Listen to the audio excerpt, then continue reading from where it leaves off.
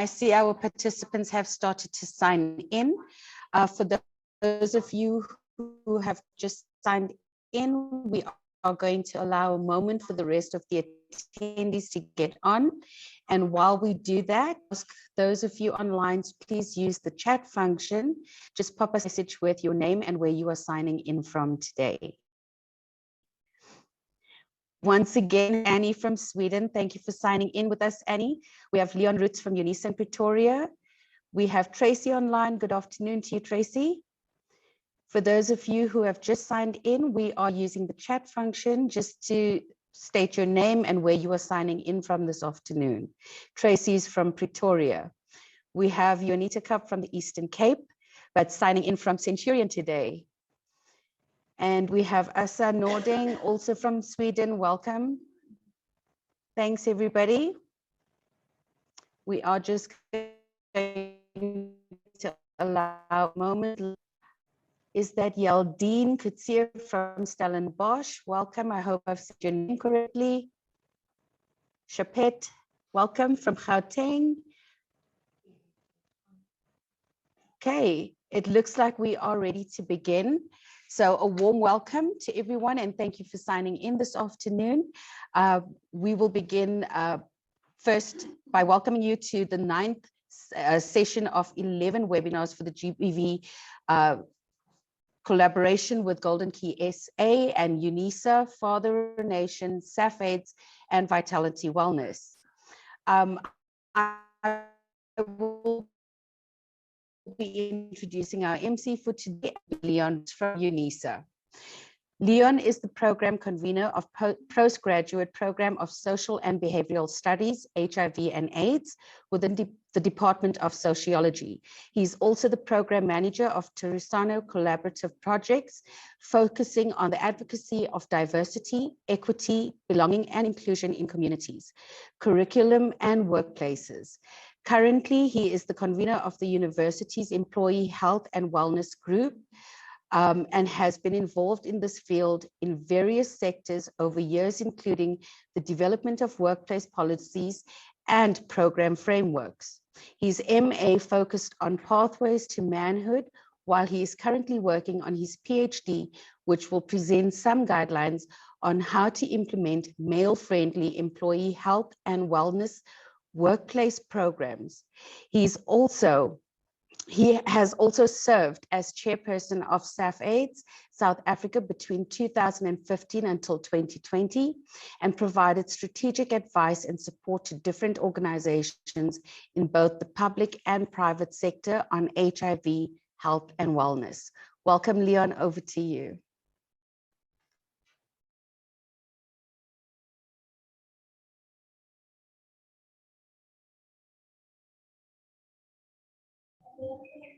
You're muted, Leon.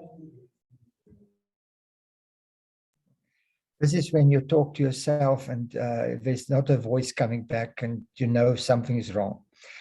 Very welcome here to everyone. We're very excited that this is now nearing to its end, that this is number 9. And we have walked such a long path with most of you. I see a lot of familiar faces coming in, and that makes it very exciting. It means that you are getting meaningful value being here, and that whatever we share with you, you are able to use it in your own space. And I think we will from here onwards start to also open the floor a bit with you. So definitely on Thursday, we will have a much more open discussion with you as the participant, and then actually hear from you. Where do you come from? What kind of work are you doing in this field? As well as what is your views on gender-based violence and how we can turn it around as a collective. So for today, we are actually start to look at the whole understanding of gender-based violence over a series of 8 that we have unpacked it from various angles. But we had really a deep discussion that it means that we cannot just look on it from the surface point of view, that we had to go deeper. We had to find the root causes and even beyond the root, we need to understand the soil in which these roots are actually embedded, that sometimes the soil around the roots are actually causing the tree to bear this rotten fruit and even die. And that means that we are in a space that we can now start talking about what is the next step. So today we start to interrogate the space to say, after understanding a bit more about this challenge that we have, how do we turn it around? As a collective, as a community of care. So what can we do to turn it around? So today we have two speakers, or not speakers, actually main discussants, and they are Pastor Janita Kopp, who is an ordained minister in the Full Gospel Church. She's also appointed as a full-time minister for the last 14 years and has a level 5 religious professional registration. UNITA holds also a master in theology, focused on dogmatics at the Northwest University. In 2017, she was awarded the Lenti de Lange Trophy for the best ethics student by the Faculty of Theology. She's currently serving as the Vice President for Golden Key International Honor Society Alumni Committee in the Eastern Cape. Her hobbies include doing karate, mixed martial arts, singing, songwriting, and doing research. And this shows us that we are in the presence of somebody who really lived life to the fullest. Her passion is to really help others to achieve their goals and to become full human beings. And that makes that she's very much involved in her own local communities. And her motto in the understanding of life is to never give up. The next person is Teriso. Teriso is a public health candidate. She is currently busy with her master's in that field, but she has also extensive experience working in sexual reproductive health and rights, and worked with SAF-AIDS for quite a number of years, both in communities but also through the sectors in a collab. She has of work to do on peer education, and she is also very experienced in this field of facilitating and mobilizing peer education specifically for young people and in the community. So very welcome to Teriso and to Jonita. I'm going to ask Jonita just to set the tone for us, and then we will follow up with Teriso to share with us what is happening in our communities. Are we turning it around? What really good practices are there in the community of starting to address this phenomenon called gender-based violence? Over to you, Anita. Thank you very much, Leon. Thank you for that lovely introduction. We are so happy to be with you all today. Thank you for everyone, all the familiar faces that Leon speaks of. We appreciate you undertaking this journey with us. This is a wonderful collaboration between Golden Key SA, Father and Nation, SAF-AIDS, Vitality Wellness, and of course UNISA. And we are very, very blessed to have you all online today for session 9. It's been such a journey. I was preparing for today, and I went and looked at the UN Women, the website, for anyone that wants to review what I'm going to be putting on the table today. It's www. I'm putting it on the in the chat box at the moment. Please go and look at their resources, but it's www.unwomen.org. And I found what the information that they were giving so inspirational that I'm going to go between this and another resource that one of our attendees actually made available to us. And I want to thank Anne Jensen, because over the weekend I received an email from her with a resource that is so applicable to what we've been describing and discussing. And it warms our hearts to know that this burden on our hearts for making society a better place for us and the generations to come is also the burden for others. And that is just wonderful to see how that fire and that passion has been ignited. So on unwomen.org, it reads that the pandemic of violence against women is not new. And we've discussed this extensively. It says even before COVID-19 hit us globally, 243 million women and girls were abused by their intimate partners in the past year. And then I referred to a resource that Anne Jensen sent us, and we were discussing this topic on our session last week, our session 8. And for those who only joined today, we were discussing harassment and sexual harassment in workplaces. And Anne sent us boundary setting sentences. And I think it's very important that we not only as adults know about these sentences, but that as mothers and sisters and wives and spiritual mothers even to others, or speaking about the village. Maybe you're not the physical parent or the biological parent of that child. Maybe you're just taking a child under your wing. Teach them these boundary setting sentences. And I'm going to read through them. So thank you very much, Anne. The first one is, I can't do that. I can help you find someone who can. I appreciate the gesture, but in the future, I would prefer, and then the sentence continues. So I want to ask the attendees today, while we are busy discussing this topic, to put your questions or your comments for us in the chat function or in the Q&A. Another boundary setting sentence is, I can't take on additional responsibilities right now. I'm not comfortable discussing this topic with you. Remember, I discussed the personal space. So I think when we're speaking about gender-based violence, we have to discern the problem. We have to discern what is the critical intervention as well that we have to take in order to curb these manifestations. Another sentence is, I'm uncomfortable with what you just said or did. Remember, we spoke about in workplaces and even in the schools and even in the tertiary settings or even in church when we discuss the hugging of people when they come to church. I'm uncomfortable with what you just did, to be able to say, this is my boundaries. Another sentence is, thanks for your concern, but I can handle this. When you're feeling uncomfortable about someone that's, maybe offering to help you with something, but you realize there's something more connected to it. And the only intervention we will ever have is if we speak up and we do something about it. So these sentences are very important. It's the way for you to say, this is my boundary, and this is how you intervene before something snowballs and it becomes something that it's not supposed to be. Another one is, I can't attend, but I appreciate the invitation. I don't give you permission to do XXXX or something to me, and then you put that function, that activity in there. I can't do something, but I'm open to trying something else. I don't feel safe, so I'm going to leave.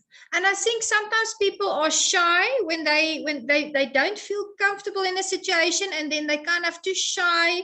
And Afrikaans sal ons sê dit nie die vrymoedigheid om te sê, they don't feel like they are able or have the opening or have the position to say no to something. But there's nothing wrong with saying, I don't feel safe, so I'm going to leave. Absolutely nothing. You have a right. You're a human being. You have the right to be safe. I won't be spoken to in that manner. It's another one. I'm allowed to change my mind. And for all the attendees today, who says you are not allowed to change your mind? Why do we go into society under this false impression that if someone wants to impress something on us or put something on us in our lives, or maybe, manipulate us into a situation that's uncomfortable, unhealthy, who says we have to let them speak to us that way, or that we do have to participate? No one. You have the freedom of choice. I'm allowed to change my mind. Thanks, but I'm not interested. Short and sweet. Or I wish I could, but I can't. Finished and over and done with. Or simply just no thank you. Or no. And we were discussing breaking the silence. And so now today our topic is... Am I here? Lost you a bit. Yeah, you're back again. Oh, sorry, Yes. We are on GKSA training in Centurion, so I'm not at my normal Wi-Fi. So thank you, Leon. So today we're discussing critical interventions toward the prevention of gender-based violence. And I will be referring extensively to the unwomen.org site. Ending violence against women is everyone's business. It's not just over there or in another country or in another town. It's all of our responsibility as the village, As society, it's our business to make sure that our women and our children are safe. So that they list 10 things here that helps to curb violence against women even during the pandemic. The first one is to listen to and to believe survivors. And in the previous sessions, I know we've realized that often these survivors do speak out, but someone doesn't believe them. And what came out when we discussed it last week was that tell then, or I think it was session 7, tell as many people as you can what is happening to you.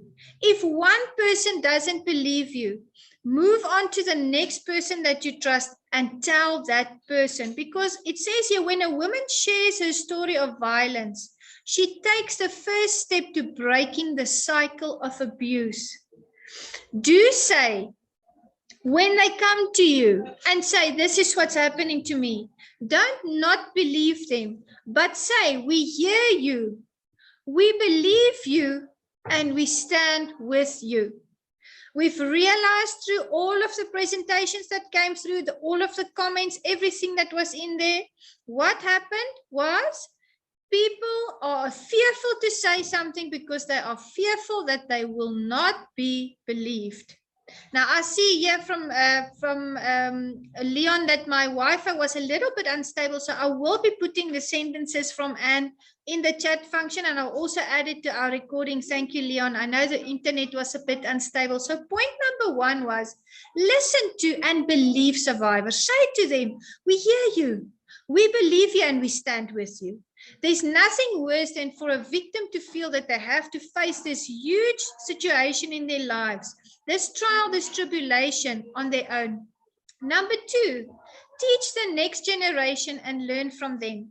And that is where those sentences come in so handy. Teach them. If you are uncomfortable, that's how we're going to intervene. And this is an intervention.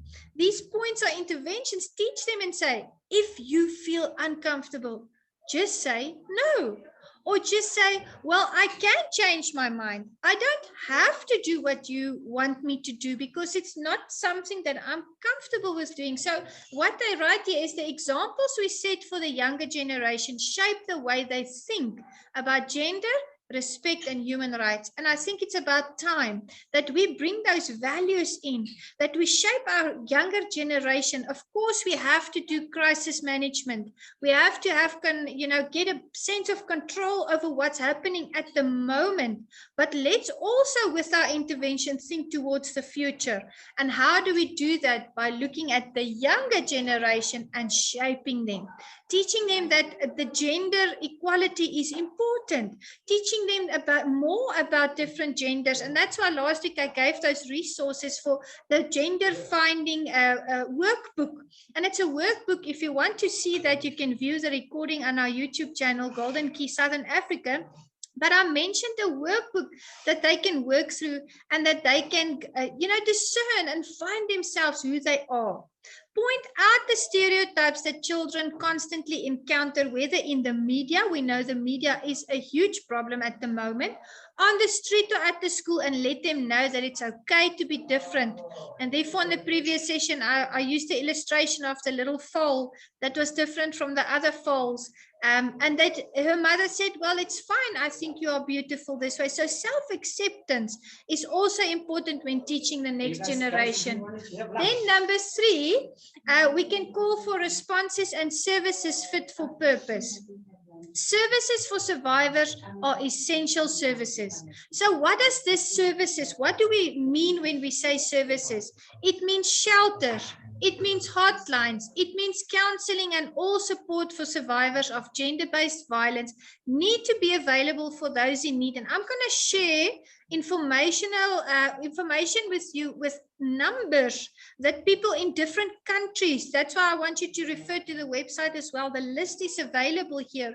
Numbers that people can contact when they are in need of a shelter or counseling or support for survivors. So we have to have these services. Okay, Teresa. Okay, good day once again. As I was going through the title of today's topic, critical interventions. Pastor Janita touched on very critical, actually, interventions on what the communities can actually do. Because seriously, where do we even begin? Because this is not something we can just sip coffee, have a meal over and discuss. This is coming from as an Asian something like, it's actually very even traumatizing and touching. So it needs intentional, it needs intentional measures that starts from understanding the causes, the impact it has, and why it should never ever be done to anyone. So firstly, as I was going through a lot of literature and me thinking of the community that I am from, I thought of a family structure. We really need to fix the family structures. I know this is not something that the government can actually deal with, but with majority of gender-based violence committed by people coming from broken homes, this is a need. We need to work on family structures. Family structures are not even as represented as they were before. Like they're not even as important as they are, And secondly, economic empowerment for both young girls and for both young men. Understanding equality and equity, because when these terminologies or when these concepts of equality and equity came, those men who had the power to rule their homes, because they were the men, they were the head, did not even understand how the whole equality situation suits them, where they fit. They thought it's a woman's world now. Now they have to show their way of being powerful somehow, And young women are actually staying in this abusive relationship just because they have to put food on the table. They don't report these cases because my uncle who is raping me is not going to buy food for me. Or my mom is the one to say, no, you cannot go about reporting your uncle because he's the breadwinner. So we need economic empowerment for both young girls and young women so that young women can understand that at the end of the day, if you can put food on your own table, if you can work, you will be vocal when things are happening to you. You won't stay in an abusive relationship waiting for financial support, because at that time you can support yourself financially, And thirdly, we need in-depth kind of education focusing on masculinity and femininity, the good and the bad, understanding the partnerships, relationships. What are healthy relationships? We need to go back to understanding healthy relationships. What is good masculinity? What is good femininity? And we need to start tackling that, because another root cause for gender-based violence is unhealthy relationships, toxic relationships, where we stay because masculinity is defined a certain way when femininity is defined a certain way. And we also need community-wide intervention. We need community-based intervention. We need to bring back Ubuntu, humanity. We need new teachings of Ubuntu. We need the good culture to differentiate between good culture also and the bad culture, the toxic kind of culture. Being married and then your family telling you cannot come back from your marital home back to our house. You should even die at your in-laws. That's what a woman does.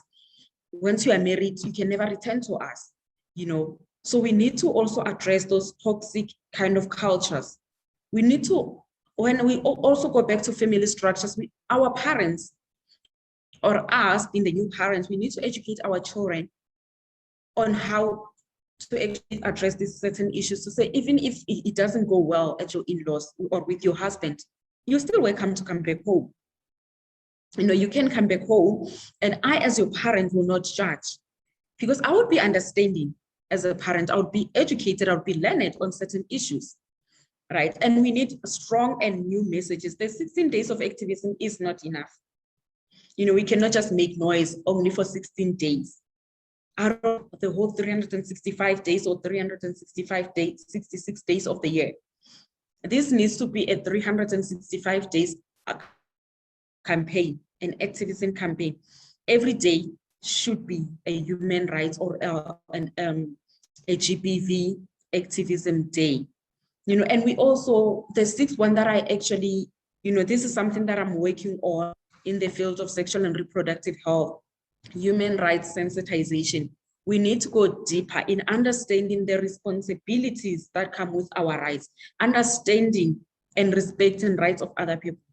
Because recently we've been having so many malicious deaths of the LGBTQI community because of who they are. Someone is judging, someone is playing God out there. They're saying it's our right.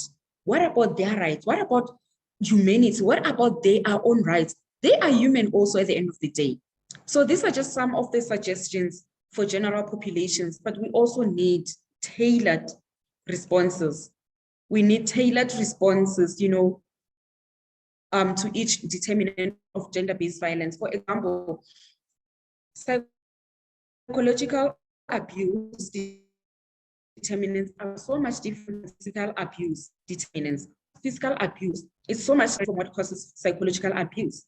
Because with psychological abuse, it mostly affects intimate partner relationship. And we can be at home, you know, your older brother teaching you a lesson through what? Through beating you, through being physical with you. So therefore, the root cause needs to be addressed, focusing on determinants, you know, and also to prevent gender-based violence. Young males as the perpetrators need to be sensitized on the death of the cause that they do on the next person. You know, because gender-based violence doesn't only affect me, the victim, it affects the cycle going on. In fact, it's a generational cycle because, you know, it doesn't only end with me as the abused person. Now I'm transferring that to another person. I'm the broken person. Now imagine my partner. I've never known love from another partner. So I'm thinking the way it should be. If my partner doesn't speak to me in a rough manner, if my partner doesn't hit me, my partner does not love me. So now I'm going to provoke my partner to what? To beat me so that I can feel loved, because that's how I've been taught that is love. You know, values. Oh, when I was going through this, I realized we have lost values. People have come up with their own traditions. They've come up with their own cultures. You know, values, morals, and humanity. Humanity has to be reinstalled in human beings. And this is where we actually need our religious stakeholders, our religious partners to be in the same, to be singing the same song with us. You know, we need to understand the simple roles of males and female. You know, Craig has been saying this over the last few webinars to say a man is to love, a man is to serve, a man is to protect, while a woman is to respect a man. And in all honesty, which woman really wouldn't respect a man that loves her, serves her, and protects her? And we need to really also look into breaking the cycle of poverty for both males and females, for both men and young women. You know, young men are abused because they're abused by their female partners because they cannot afford certain materialistic things. Because I, as a partner, I need something like, I need the Gucci bags. I need a guy in a car. I need my man to be driving a Polo. You know, now I'm forever putting my partner down because what? He's not providing as a man should. You know, he's not giving me the materialistic things. You know, the relationship becomes unhealthy. And what happens to my male partner? The next thing he does is to treat me the way a man is perceived to be treating the female or the partner, you know, showing off that he's the man, putting his foot down through being physical with me, because that's the only way he's going to win in this battle of me telling him, I need this, I need a Gucci bag, yo, I need a Louis Vuitton bag, I need this and this, and my partner cannot afford those things. I cannot afford the realistic things I want. And now with fear of me leaving my partner will resort to what? Psychologically damaging me and making me feel my self-worth daunted, my self-worth being down so that I don't even go to the next partner. So now he's making me feel worthless, you know, unworthy of the next relationship, you know. And also women fall into this trap where they stay with our partners, you know, because they are providers. So with economic empowerment, we can really tackle this issue. Our parents are protecting our rapists. Our rapists who are our fathers, who are our uncles, who are our stepfathers, because if they are arrested, who is going to provide for us? You know, because they are the sole providers or the breadwinners of the family. So, and we also stay in this relationship. I have to emphasize enough. I've seen this enough. We stay in these relationships because of financial support. We need financial support from my partner. If my partner is to leave me, I'm gonna go back to poverty. And we also marry our daughters off to rich old men in the name of he will provide for her, at least she won't be our burden anymore. And this has turned into a culture where child marriages are now being a thing. And it's like, it's a culture. It's not culture. It's because of poverty. It's because of the cycle of poverty. Now the young women have to be, I can even say it's been selling your children off to the next highest bidder. You know, that man who can provide. Your child can even be a second wife, a third wife to a wealthy man, just because you cannot provide for your children as parents. So now you are what? You are selling them off in the name of child marriage, in the name of its culture. This is not culture, it's poverty that resulted in child marriage. And then, yeah, it's done to hide the shame of poverty, because now if I have 5 daughters and 2 sons, and all my daughters get married to rich men, and that's like a bonus, that's like winning a lotto. You know, even in our communities, if you get married to a guy who's working for himself, maybe he's just hustling, we use this term to say, we are Zula Zula, you know, even if there's love and respect in that relationship, we always say, this one will end in tears because the guy is not working. But if it's a wealthy man, even your parents will be pushing for you to get married. They'll be pushing for that relationship to what? To end in marriage, to prosper, because this man can take care of you. But well, are we sure this man is emotionally stable? For me to get married to this man, is it only supposed to be about financial support?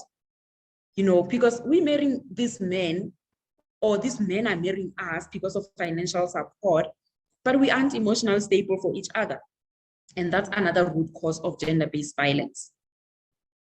You know, those are just my critical interventions. But as I was going through literature, as I was going through the impacts of what I've been seeing in my community, that I realized they were the most core. And, you know, and because of the root causes of gender-based violence, we need to address looking at the root causes, because what's happening in our communities are different. And what's happening with psychological abuse and physical abuse and emotional abuse are very different. The determinants are very much different also. So we need to address looking at which determinant, what leads to what. So this is from me. Thank you so very much. Back to you, Dion.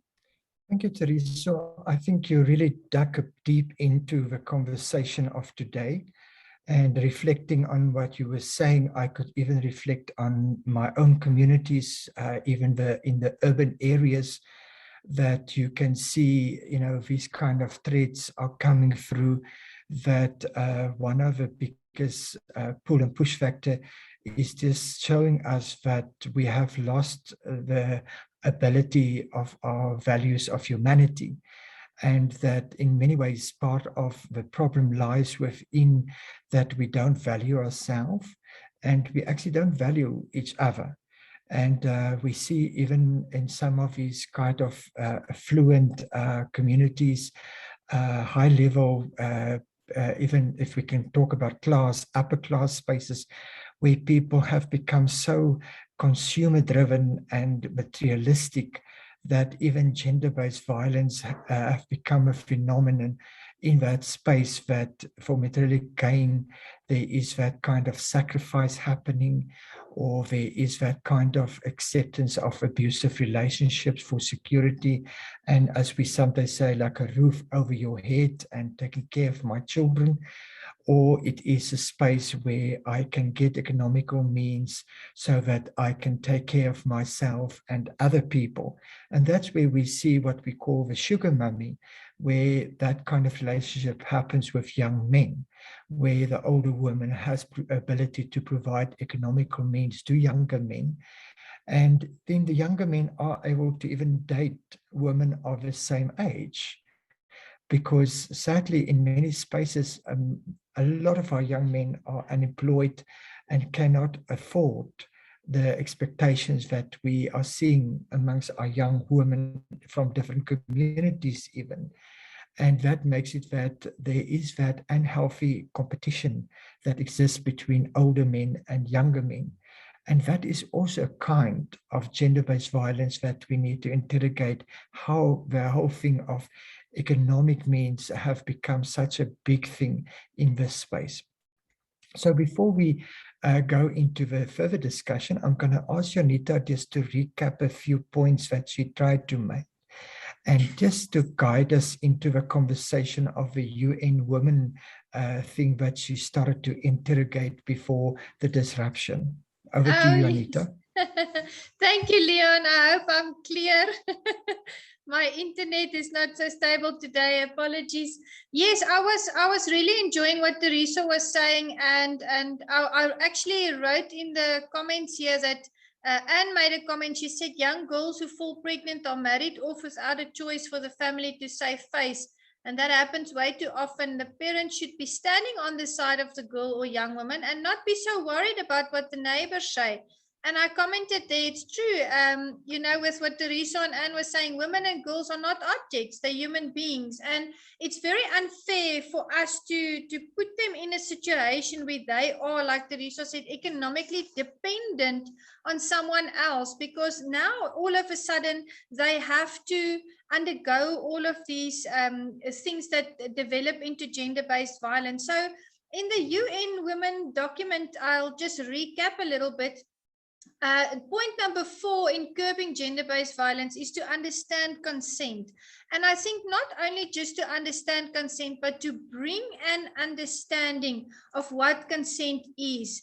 And they say rather than listening for a no, we should teach that there must be an active yes from all that is involved. And in the economic space, Teresa, unfortunately, I think that decision is being made for these young women, and it is so unfair. And I absolutely agree. We have to bring the young women to a place where they can look after themselves, afford things that they need by themselves, so that they do not have to be manipulated or abused.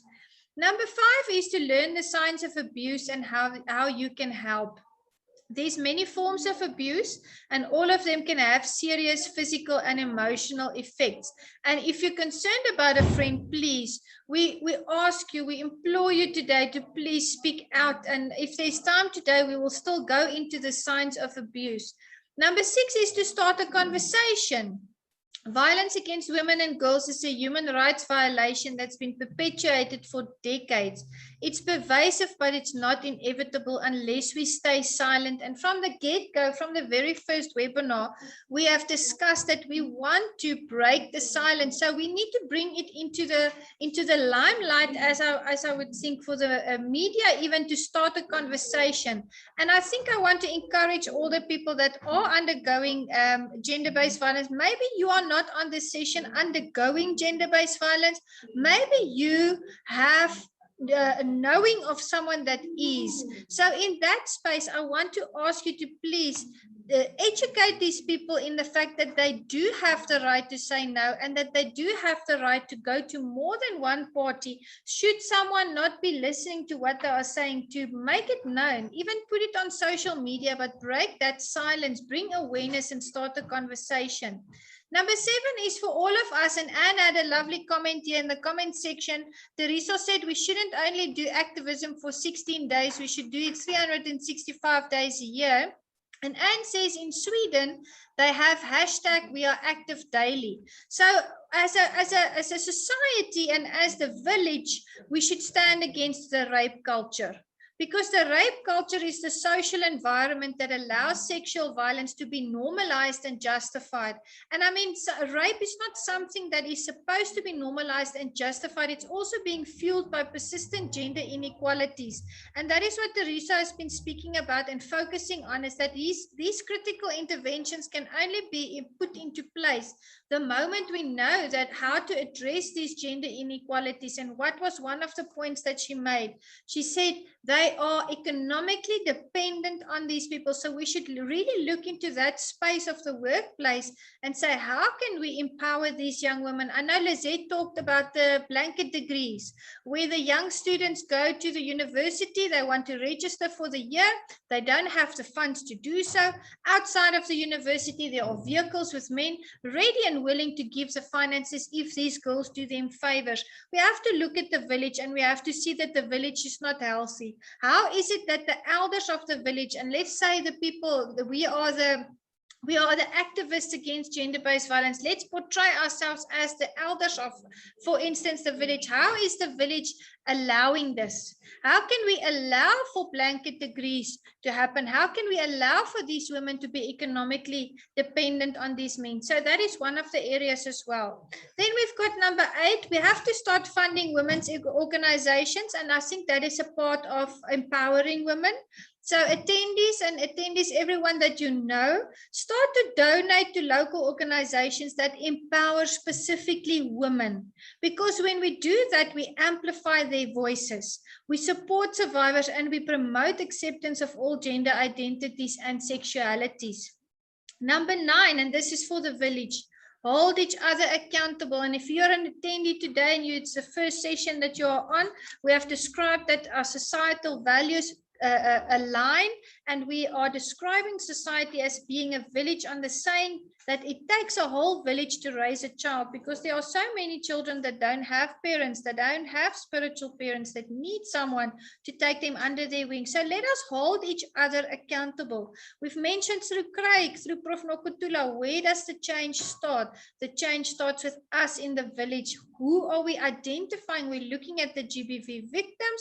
We are going to empower them. We're going to give them a voice, because we know that violence can take many forms, including sexual harassment, which we discussed in our previous session in the workplace. And Edith, if you want to elaborate on that, and in the public spaces, I know you discussed the workplaces last week. Then, of course, we have to know the data and demand more of it. So effectively, to combat gender-based violence, we need to understand the issue.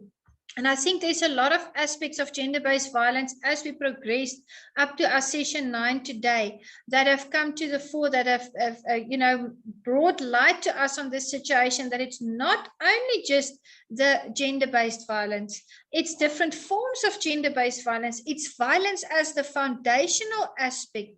It's people that are not economically empowered to say no. Teresa described how sometimes it would be the uncle that's the only breadwinner, and because he's the only breadwinner, all of a sudden no one is allowed to speak up. So these are really issues that we need to address.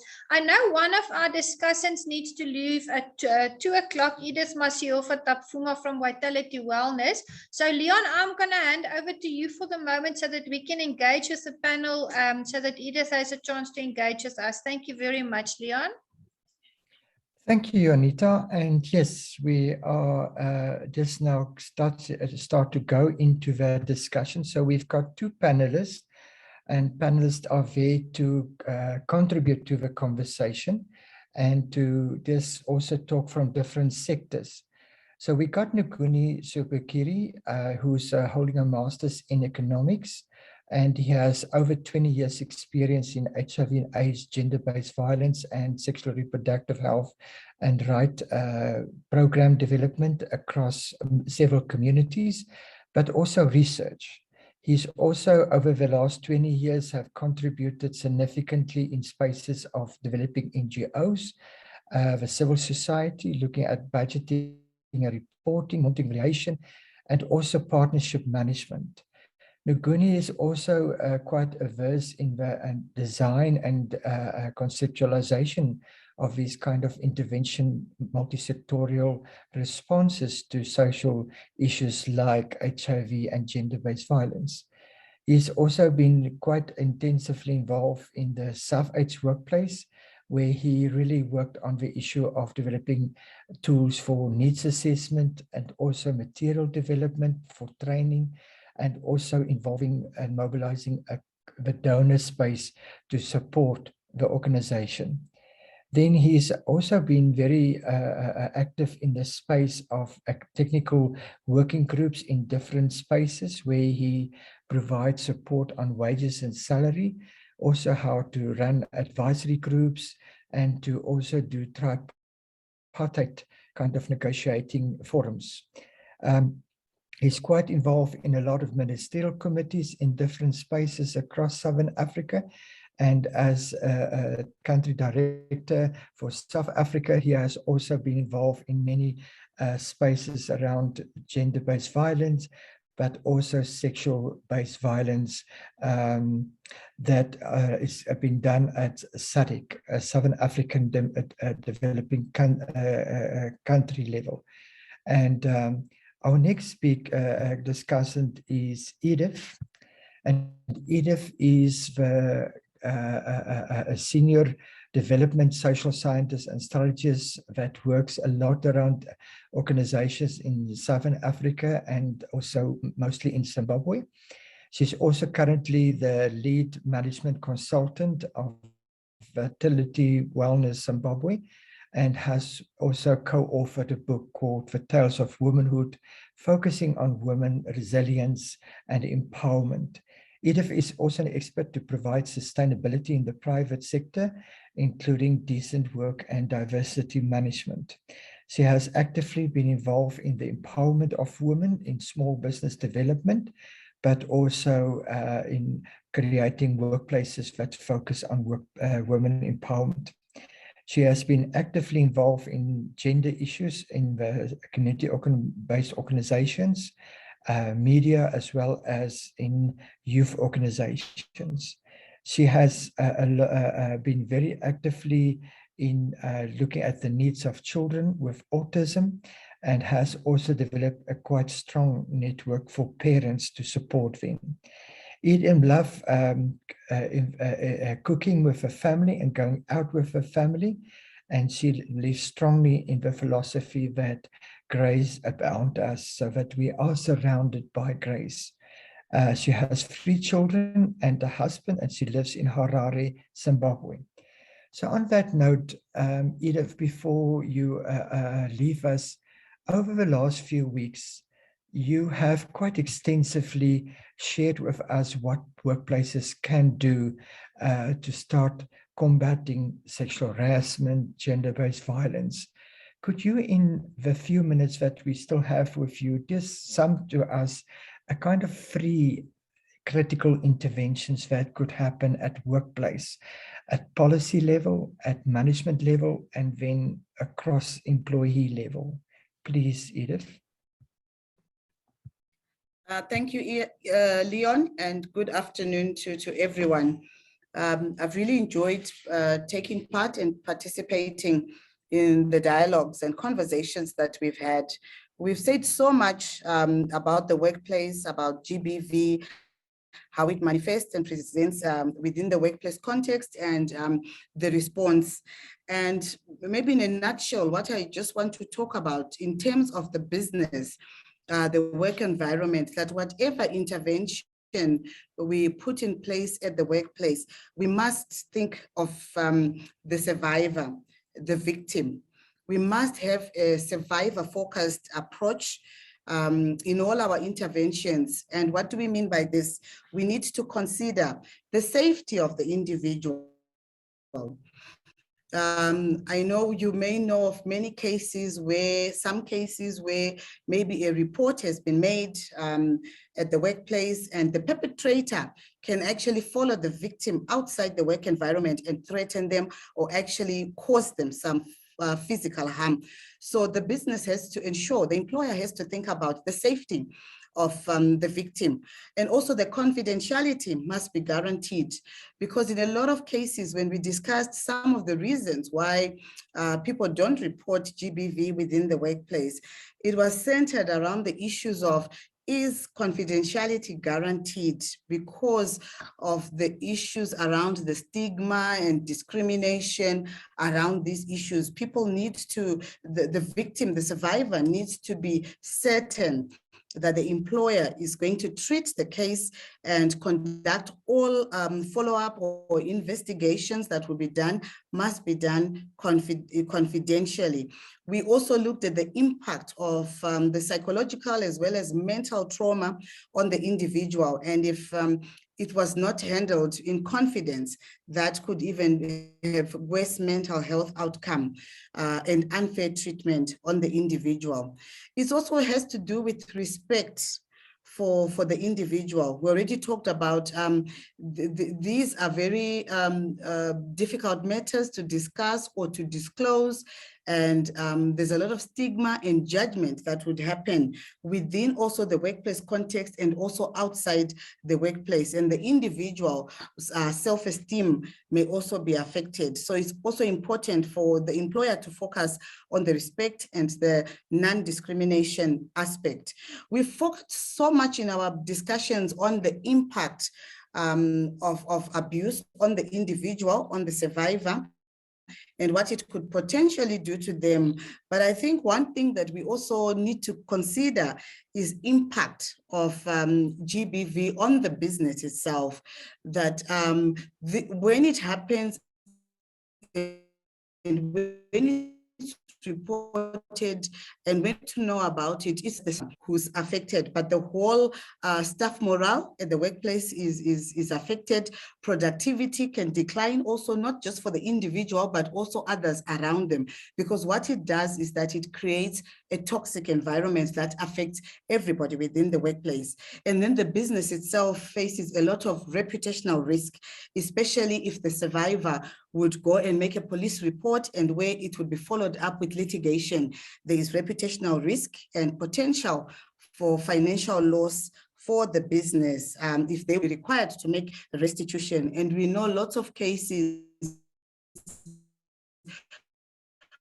where receivers. So those are some of the things that we need to focus on when we look at the interventions. We need to have a survivor-centered focus, and then we also need to consider what are the structural things that you can implement at the workplace. And one of the key things that you can do to prevent GBV from occurring is to have interventions at the workplace that begin to reduce the inequalities between your female employees and your male employees. And how you can start to do that is simply by even commissioning a gender audit at your workplace to see how the two genders are faring at the workplace, and then to also make deliberate efforts to empower the women at the workplace. You can implement women leadership programs and deliberately create space for women to advance within the workplace, so that you don't have more men in management than you have women, because we've already discussed in the past 2 weeks that GBV in the workplace is driven by the power dynamics and abuse of power and authority. So you want to move more women into positions of leadership and authority, so that women are not always at the mercy of the male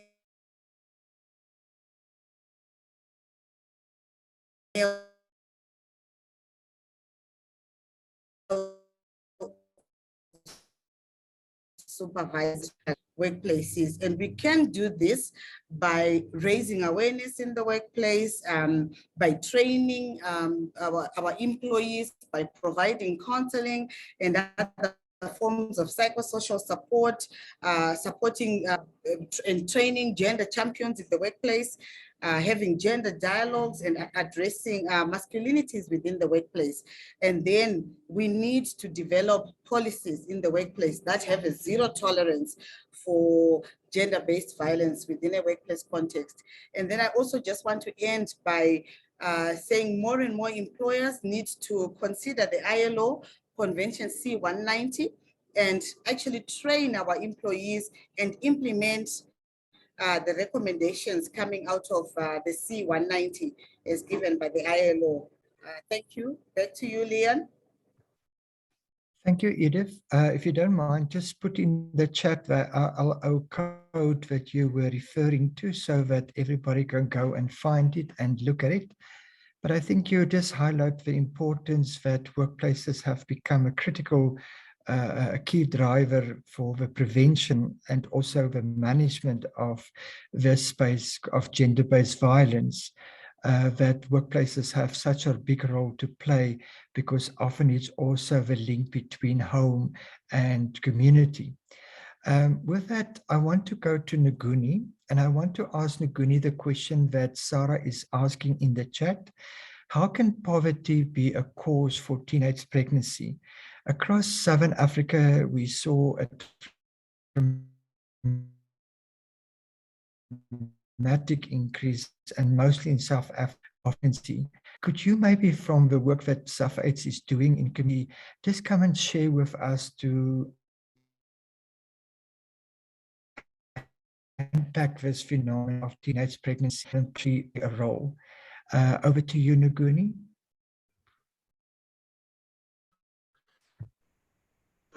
Okay, let me put my...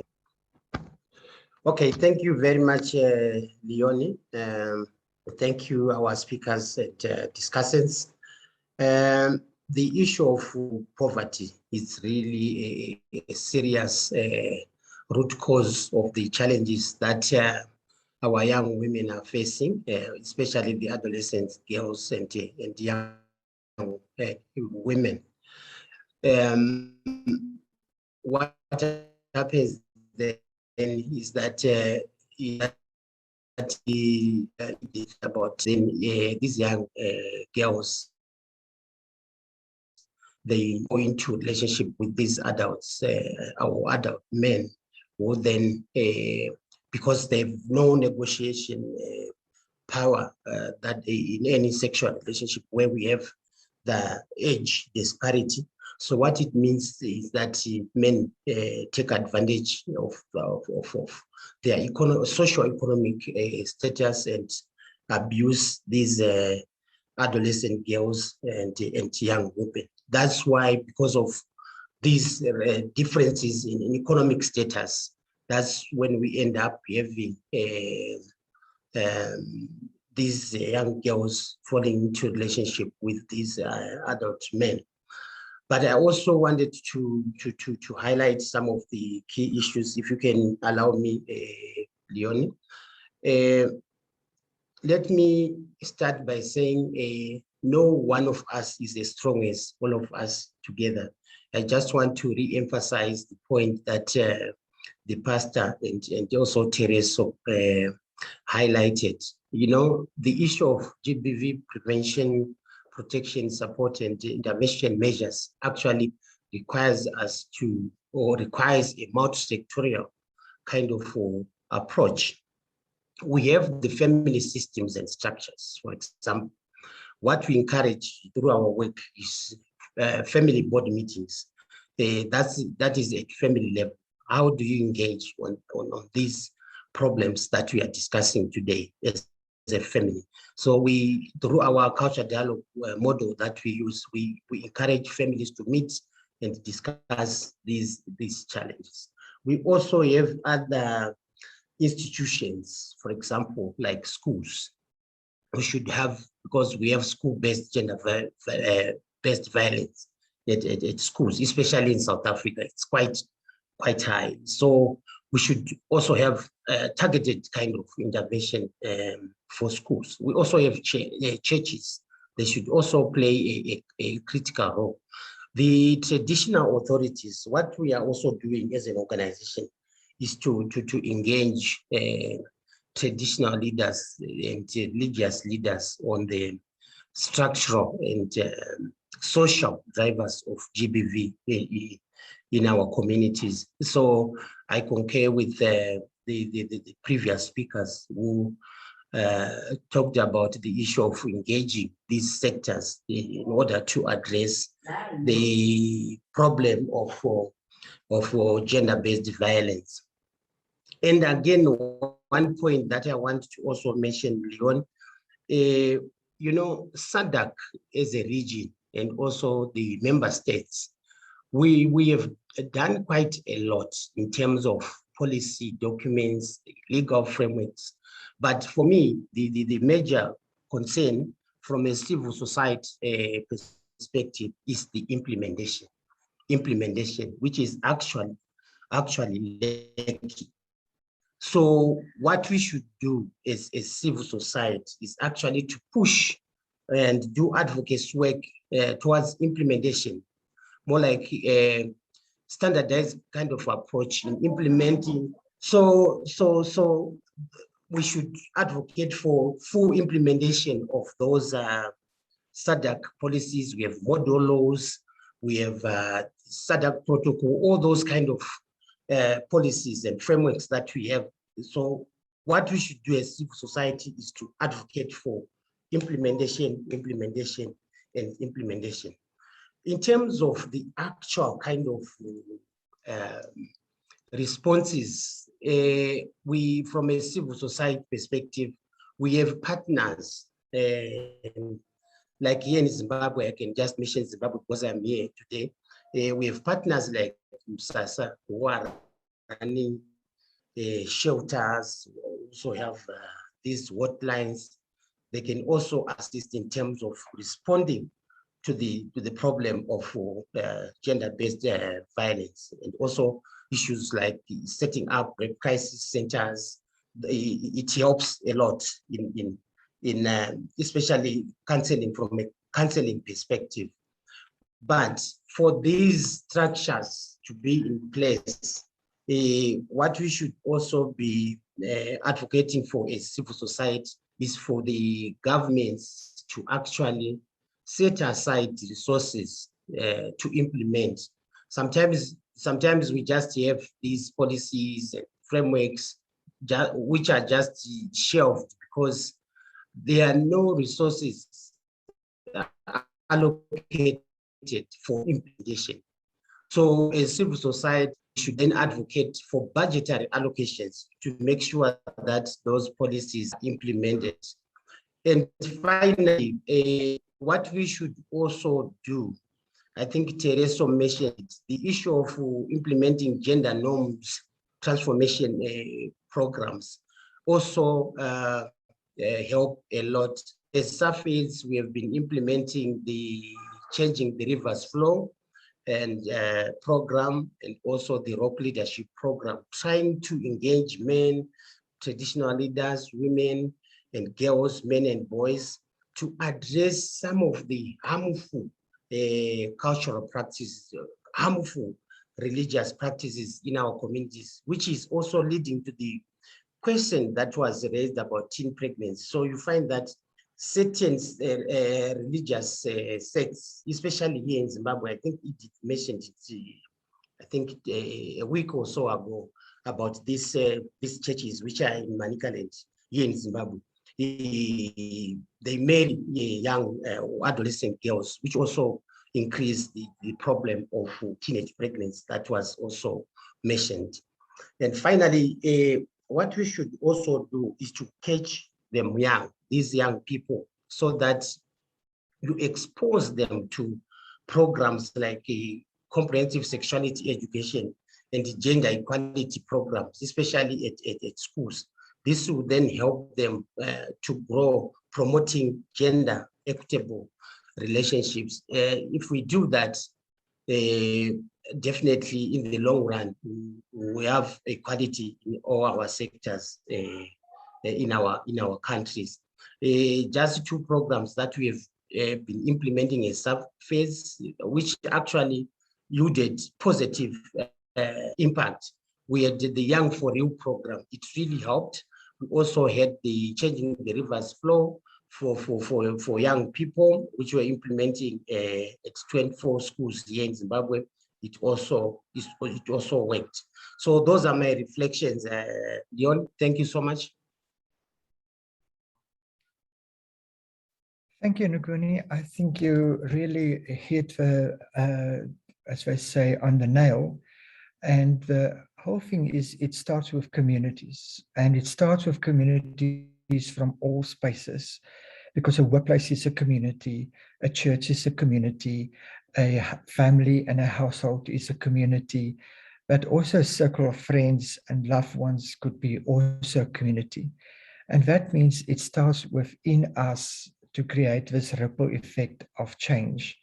And listening to all the speakers today, it just makes you aware that, yes, many times one can argue and say, okay, poverty contributes to the vulnerability of people in this space of gender-based violence, but it can never, never be a reason for gender-based violence, because it's so easy then to excuse why things are happening, to excuse why people are doing things, because then the argument is people are desperate, people are in need, and people are actually in spaces that they don't have choices. But many of the spaces are also spaces of choices, as also spaces of wealthiness, where people are coming from all walks of life. But also, sometimes we need to interrogate our parenting space too. How do we see our children, and how do we see the generation of today as a kind of a way to navigate our space in a way of moving forward? And I think it's very important that Ngoni is highlighting to us that it's not something that at the end we need to look out there for an answer, or looking to a government to start a program, or to a church to start initiating a kind of support group. It starts within us in the attention, and to be active and be listening, because all around there are voices, and these voices are telling us the story of abuse. And it's across all genders. We know that equally, as we've in the last webinars, we spoke about how many men actually have been victims of rape, how many trans people have been victim by hate crime, how many people in the LGBTI community have been even ostracized because of the way they live and not been accepted by the broader community. And that is all some kinds of gender-based violence, if we really want to interrogate it, that we need to bring it to the root cause of what makes us as a human to actually come in and do this to another woman, human. And how dare we? And I think that is what UNITA for many times have asked us. How dare we do that? How dare we play God? How do we dare play that kind of power authority space? So I want to also say in many ways that the conversation as it is now is really bringing forth a lot of discussions here, that we need to also look at our children. And I think we need to be sometimes careful that we just don't transfer the burden and the responsibility to the younger generation and to our children to actually change this. It starts with us, older generations too. Because often we actually keep on this cycle of generations for generations, and we are hurt people, and therefore we hurt others too. And it needs to stop with us. And we need to look within ourselves to also bring forth this change, and not only look towards our children and young people to bring the change. So in this conversation, just as a kind of a wrapping up for today, UNITA, as a kind of a parent and also a minister in a church, what role could we play in moving the person from a victim to a victor? How do we help people to become victors in this space and not get stuck in the victimhood? Because it's so easy to be in the victimhood, because I don't need to get out and everybody feels sorry for me. And at the end of the day, it's also a kind of abuse that we draw upon ourselves by staying in this victimhood. So how do we exile to the space of become a victor of gender-based violence? Thank you, Leon. I think it's very important when we work with these victims that we as the village, as we've described now, actually recognize the signs of abuse? Because I know Craig has also mentioned often that we need to be accountable to each other. We need to, in the space where, for instance, they are healing the males, heal the males of the nation, heal the nation itself, putting people under their wings, taking them for training, letting them feel like they are validated as men. And that can actually apply both ways. It's not just for the males to do that with the younger men and boys, but also for us ladies to do that with the other younger women. And as we discussed, also the young adults in communities and the younger girls. But if we can assist them as parents ourselves, as the village, as pastors, as people that work in this field. I see wonderful collaboration here in the chat function. I see Anne and let me just find that. Anne and Ngoni is going to do a project together. I see collaboration here across the globe, and if we can do that in our community as well, if the pastors can take hands with the schools and the teachers can take hands with the people that work in this field and the community workers and the tertiary institutions and the workplace that Edith is speaking about, if we can recognize the signs of abuse, we can address it. Because what has come to light in all the sessions are that people feel they are not allowed to speak out. They are fearful to speak out. They might lose that income. They might lose their job. They might not be in good standing with the CEO, who's often the perpetrator. I mean, it spans across various genders and age groups and workplaces and fields of society. So if we can recognize the signs of abuse, then we can address it. Now, often people don't recognize it because they don't know in which form it presents itself. So I want to just read a few signs that you can look out for if you know someone, or maybe you are in a relationship like this. If your partner is keeping track of everything that you do, or your partner insists that you, for instance, reply right away, and this is going back again to the UN Women website. If you don't reply the texts and emails immediately, or an abusive partner might act jealous, or including constantly accusing you of cheating. They may be demeaning. An abusive partner may act angry or have quick or unpredictable temper tantrums. They may hurt you physically, such as hitting or beating or pushing or shoving. And I know Teresa also mentioned that it's not only just always physical violence, it's psychological violence. We know it can be even financial. So equip yourself in that field, but recognize if something is happening. We were in a session where one of the presenters also said that if and I think it was Lizette, Leon, you will correct me if I'm wrong. She said, let's be the voice for those who cannot speak up for themselves. They may, partners who abuse their partners may be sexually abusive. That would include rape or forced sexual activity, or they may incorrectly assume that consent for a sex act in the past means that you must participate in the same acts in the future. Or an abusive partner may threaten to turn you into the authorities for, if they've got something that they can manipulate you with. But what are some safety tips? And I want to leave this with the attendees. Setu is here. Welcome, Setu. Welcome to the session. We're so blessed to have you. Before I continue, Anne Jensen is saying that she's an advocate for men, and therefore she agrees with our presenter from Father and Nation, Craig Wilkinson. She says, I fully believe that if I'm able to help a man to understand what happens to a person who is abused, I've not only helped them on the right path, but I've saved a potential victim. And that is true, and that is why we need to recognize, even if we see the victimization, yes, we have to intervene. We have to be able to recognize the gender-based violence, the signs of abuse. But even if you, as a part of society, recognize a man that you might see that has got abusive behavior, what Anne is saying is we can look at it from both ways. Then approach that man and try to help him in the right manner. Try to say, I see that you have temper problems. I see that you are abusive towards your wife. In a light of with a good heart, I want to assist you. Let us walk this road, because the whole thing behind Father and Nation is if we heal the men, we heal the country. I also have another comment here. I represent a company called NSI Consultants.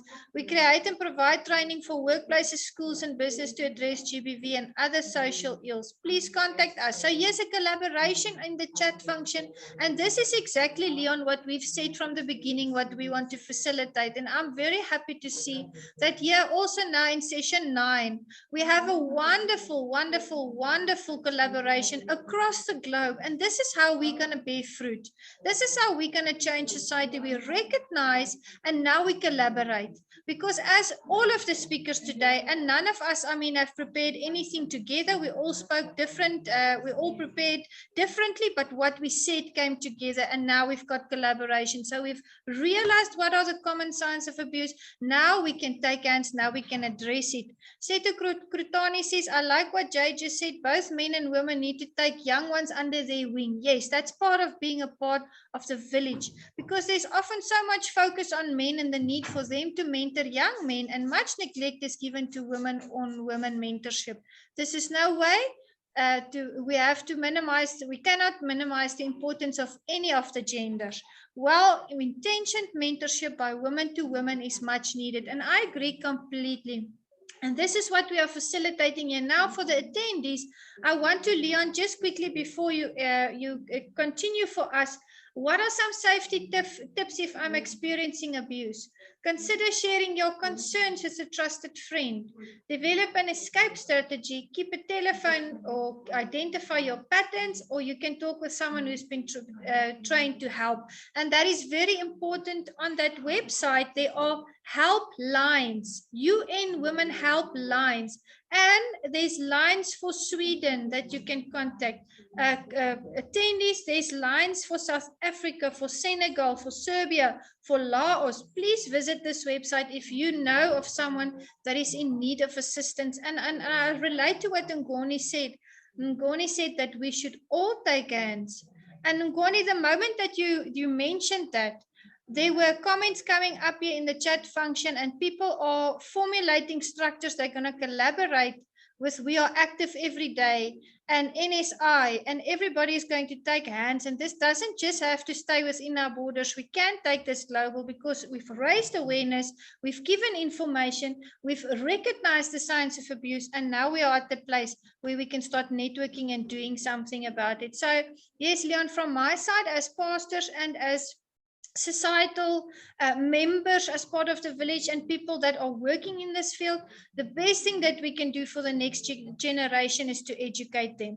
And the best thing that we can do for this generation is to make it known, to break that silence, to give the victims a voice, and then to network and to take hands, because this is not a work for one person.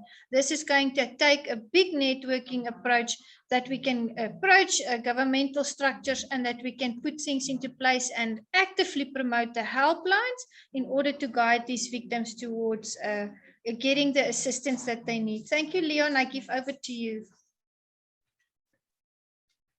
Thank you, Anita. That was a mouthful, a lot to digest, and I hope that colleagues are following the websites that you have shared with us, because ultimately it's also to help where it's needed by referring people to professional people, because there's a stage that as lay people, we cannot do more than we have just offering a listening ear and a good heart. But there are professionals who really need to come into this space. And we encourage you to also link yourself to these professionals, so that you can also refer somebody if somebody crosses your path with this kind of need. So Ngoni, just in a bit of a closure space, if you look forward, how do the community care, how do we revive it and the current space of societies in transition? How do we bring that care at household and at community?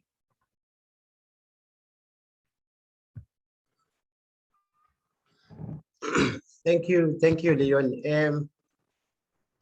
Like I indicated, I think what we really need to do is to then engage our communities through the community structures. What we've been doing is to use what we call culture dialogues. From those dialogues, issues of care or issues of support, referral systems at community level, all those things will come out. So I strongly believe that if we use that approach, we will definitely win as stakeholders, Leon. So this program we are implementing, we implemented at SADC level, the Changing the Rivers Flow. We're implementing in 9 countries. It also assisted actually, but unfortunately it ended some years back, but we're actually seeing results, and some of the results from that program is the current program that we are implementing, the ROC leadership program. We are working with the traditional leaders, especially in South Africa. We are in all the 8 provinces, except Western Cape, where we don't have those structures. But yes, it's doable, especially if we engage the relevant structures at community level. Thank you, Leon.